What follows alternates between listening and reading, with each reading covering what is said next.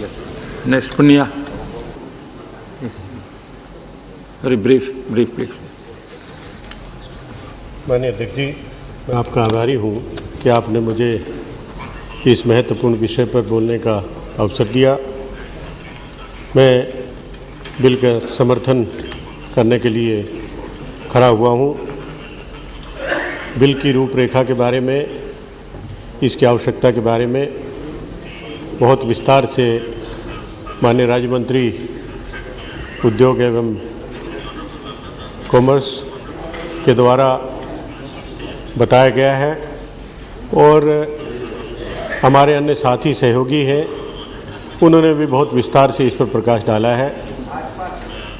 मैं उत्तर प्रदेश का रहने वाला हूँ, वहाँ से सांसद हूँ। वहाँ पर रबर की खेती नहीं होती है, लेकिन ये मेरा मानना है कि रबर की खेती, रबर की कल्टीवेशन और रबर उगाने वाले काश्तकारों की दशा को सुधारने के लिए प्रयास अवश्य होना चाहिए और इस संशोधन के माध्यम से इसका प्रयास वाकई में किया गया है। छोटे किसानों की परिभाषा में संशोधन करके 50 एकड़ के बजाय 10 हेक्टेयर किया गया है। इसके माध्यम से मैं समझता हूँ कि वास्तव में जिन काश्तकारों को आवश्यकता है उनको लाभ पहुँच सकेगा और आजकल हमेशा सीमित साधन होते हैं और वो सीमित साधन वास्तव में जिनको आवश्यकता है वहाँ तक पहुँच सकेगा। केरल में बताते हैं कि 93% पूरे हिंदुस्तान में जो रबर पैदा होता है वो वहाँ से उगाया जाता है।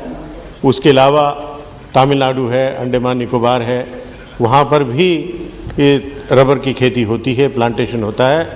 तो इन सब क्षेत्र का सामूहिक विकास होना चाहिए और उसके लिए हमें चिंता करनी चाहिए। जो संशोधन किए गए हैं उसमें क्वालिटी कंट्रोल के लिए भी व्यवस्था की गई है, ये भी बहुत आवश्यक है।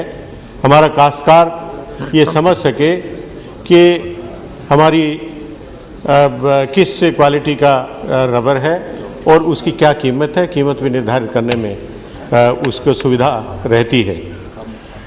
इसमें जो संशोधन किए हैं उसमें रबर बोर्ड के गठन की भी व्यवस्था है, बल्कि उसके पुनर्गठन की व्यवस्था है, जिसमें कहा गया है कि 2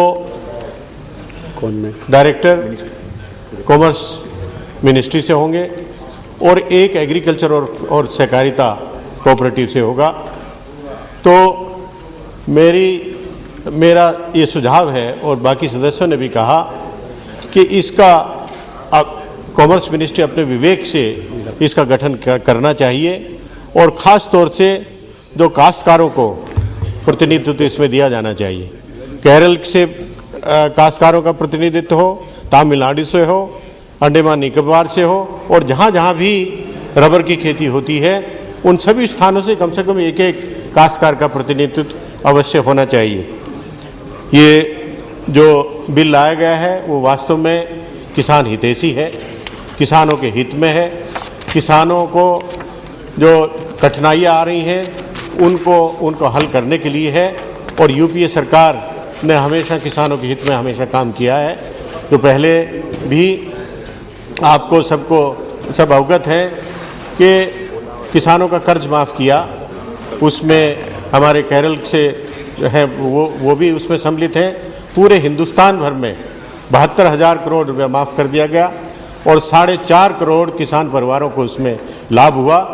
पूरे हिंदुस्तान के इतिहास में नहीं बल्कि विश्व में ऐसा क्रांतिकारी कदम मैं समझता हूँ कि कभी नहीं उठाया गया होगा।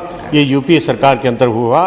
पहले भी अनेक सरकारें बनी और अपने आप को किसानों के नेता कहलाने वाले भी प्रधानमंत्री बने, लेकिन किसी के दिमाग में ये बात नहीं आई कि किसानों के दुख दर्द में जो तकलीफ़ है उसका समाधान किया जा सके। आज कि रबी की बुआई हो रही है, उस बुआई के लिए यहाँ से केंद्र से और अलग अलग फैक्ट्रियों से खाद जा रही है, डीएपी और यूरिया सब जगह जा रही है, लेकिन अगर मौके पर जाइए तो लंबी लंबी लाइनें वहाँ पर लगी मिलेंगी। किसान सुबह से लाइन में लगते हैं, रात तक खड़े रहते हैं, उनको खाद उपलब्ध नहीं होता। पुलिस वहाँ लगाई जाती है, डंडे लगाए जाते हैं। और एक बड़ी विचित्र बात है कि सरकारी गोदाम है, उसमें तो खाद नहीं होती है, वहाँ खाद उपलब्ध नहीं है, लेकिन बगल में जो प्राइवेट के गोदाम है वो ब्लैक में बेचने के लिए वहाँ पर उपलब्ध है, वही खाद है। तो इसमें केंद्र सरकार ये अंकुश लगाना चाहिए। राज्य सरकार जो इस पर विशेष रूप से ध्यान नहीं दे रही है, उस पर अंकुश लगाना चाहिए, उनको निर्देश देना चाहिए और इसमें कार्रवाई अवश्य होनी चाहिए, क्योंकि किसान के लिए हम सब कुछ करते हैं, केंद्र सरकार कर रही है, लेकिन वहाँ पर अगर किसान को लाभ नहीं पहुँचता है तो वो व्यर्थ हो जाएगा। और जो यूपीए सरकार की मंशा है, हमेशा किसानों को, कृषकों को समर्थन देते हैं, उनको आगे बढ़ाने का काम करते हैं, उसमें अगर कहीं बाधा आती है तो उस बाधा को मिटाने का काम अवश्य हमको करना चाहिए। ये जो अमेंडमेंट किए हैं, मैं पुनः हमारे राज्य मंत्री कॉमर्स इंडस्ट्री, उनको मैं बधाई देना चाहूँगा कि 1947 के बाद आवश्यकता तो आई, इसकी ज़रूरत भी थी, लेकिन किसी ने ध्यान नहीं दिया। आज ध्यान दिया गया है।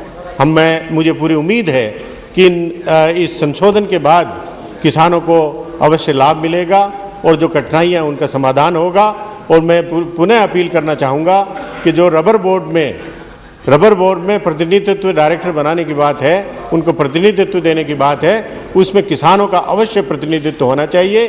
और हर स्टेट में जहाँ पर रबर का उत्पादन होता है, हर स्टेट से किसानों का प्रतिनिधित्व उसमें होना चाहिए। और इसी के साथ मैं अपनी बात समाप्त करता हूं और बिल का समर्थन करता हूं। धन्यवाद। Thank you Punia ji. Reply bye